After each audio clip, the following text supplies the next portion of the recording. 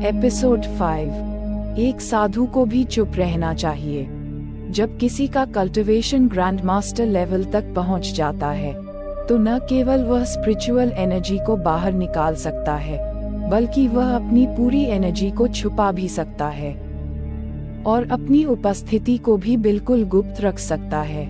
इससे वह दूसरों की नजर से बच सकता है। जैसे ही कुनाल नदी के किनारे से गुजरा, चारों ओर से कुछ सायाएं आ गईं। एक बुजुर्ग महिला, एक मध्यम आयु का आदमी और एक बुजुर्ग आदमी जो एक सूट पहने हुए था और एक छोटी लड़की को उठाए हुए था। जैसे ही ये चारों नदी के किनारे पहुँचे, उनकी आंखें चौड़ी हो गईं। क्या किलर तलवार तकनीक है? हालांकि नदी का पानी फिर से बहने लगा था, फिर भी सब लोग उस किलर तलवार तकनीक को देखकर दंग रह गए, क्योंकि उसने आधे मील से ज्यादा दूरी तक अपना असर छोड़ा था। नदी के पानी के अलावा किनारे पर तलवार के निशान सैकड़ों फीट तक फैले हुए थे। बस कुछ देर पहले एक सफेद रोशनी पूर्व दिशा से उठी थी। उस गहरी खाई को नदी के पानी ने पूरी तरह से खा लिया और जमीन को काले राख से ढक दिया था। देवंश, ये काम किसका है? बुजुर्ग महिला ने सबसे पहले पूछा।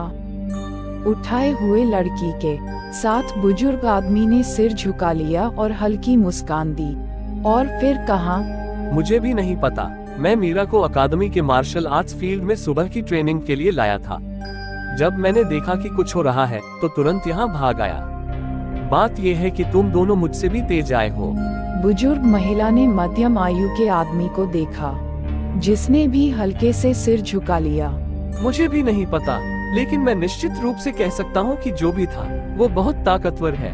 वो हम तीनों से भी ज्यादा ताकतवर है। मैं उसके लेवल के बारे में नहीं जानता, लेकिन हवा में छूटे हुए तलवार के इरादे और जमीन पर बने निशानों को देखकर मेरी ग्रैंड मास्टर सेकंड ग्रेड की ताकत के साथ मैं उसे नहीं हरा सकता।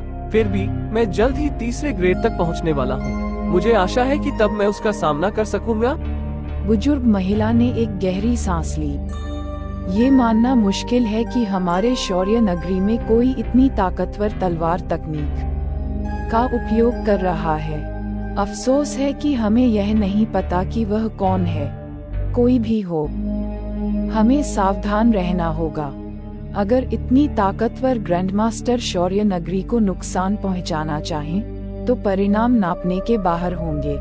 ये सुनते ही बुजुर्ग आदमी और बुजुर्ग महिला के चेहरे पर गंभीरता आ गई। चुप रहने वाली छोटी लड़की का दिल तेजी से धड़क रहा था। उसे पता था कि उस शक्तिशाली तलवार टेक्निक का मालिक कितना डरावना था। तीन लोग जो उसे डरते थे, वे शौर्य नगरी के सबसे ताकतवर ग्रैंडमास्टर थे। अर्जुन वर्मा, जो शौर्य नगरी के 100 वर्षों का जीनियस था। आरोही मेहता, शौर्य नगरी लाइब्रेरी की डायरेक्टर, जिसे शहर की सबसे बड़ी महिला मार्शल आर्टिस्ट माना जाता था। अंत में शौर्य नगरी के सबसे बड़े मार्शल आर्टिस्ट, शौर्य नगरी मार्शल आर्ट्स अकादमी के डायरेक्टर और उसके दादा देवांश शर्मा।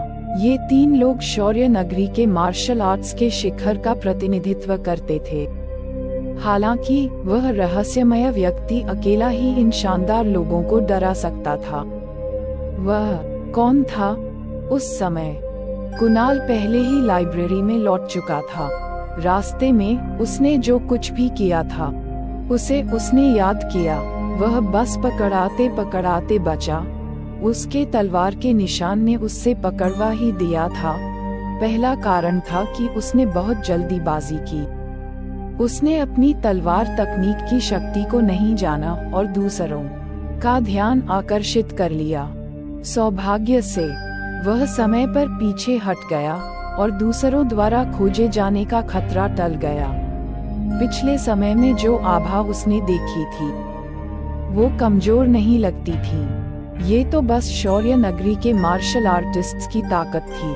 पूरे थंडर सेक्ट में कितने मार्शल आर्टिस्ट्स होंगे? पूरे 9 सेक्ट में कितने होंगे? पूरी दुनिया में कितने होंगे?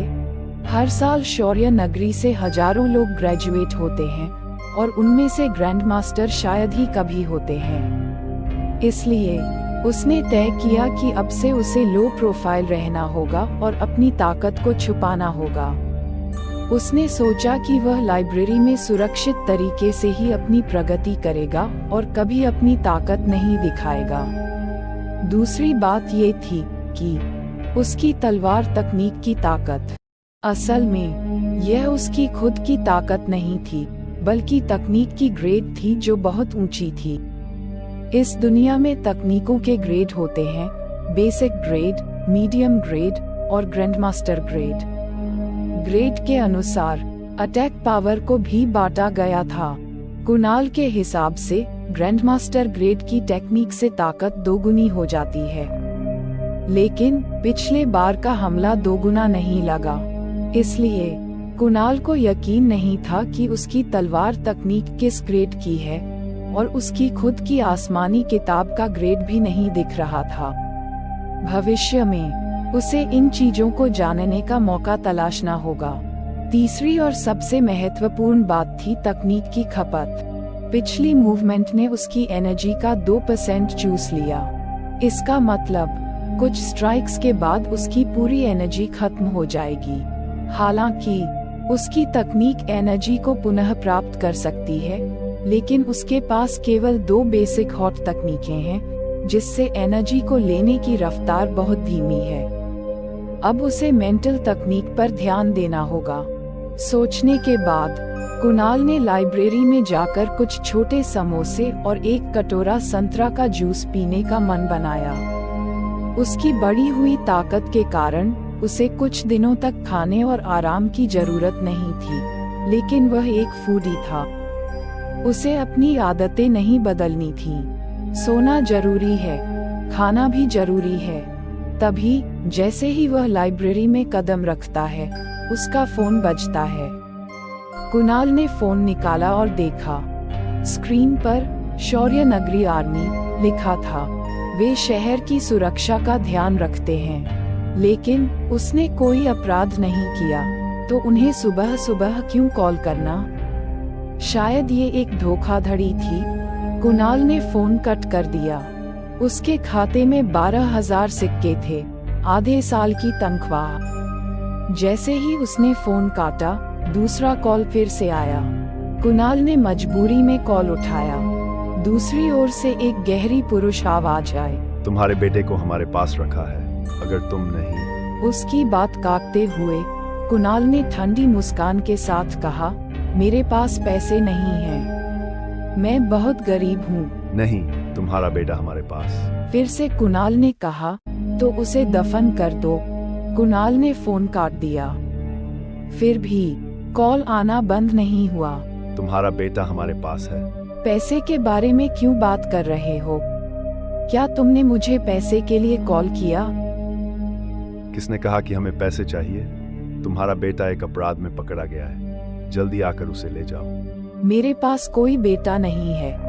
क्या आदित्य तुम्हारा बेटा नहीं है? कुणाल ने चुप्पी साधे रखी, फिर जवाब दिया, मैं समझ गया, कहकर उसने फोन काट दिया। वह पूरी तरह से चौंका हुआ था। उसे लगा कि कोई उसे ठगने की कोशिश कर रहा है। अंत में उसने नहीं सोचा था कि वे सच में उसे ढूंढ रहे हैं। सबसे हैरान करने वाली बात थी कि आदित्य को रेड रोमांस में पकड़ा गया और उसने उन्हें बताया कि कुणाल उसका पिता है। जिंदगी में इतनी सारी अजीब चीजें होती हैं, अगर ध्यान नहीं रखा तो कभी पता नहीं चलता कि उम्र में बड़ा बेटा कैसे हो सकता है।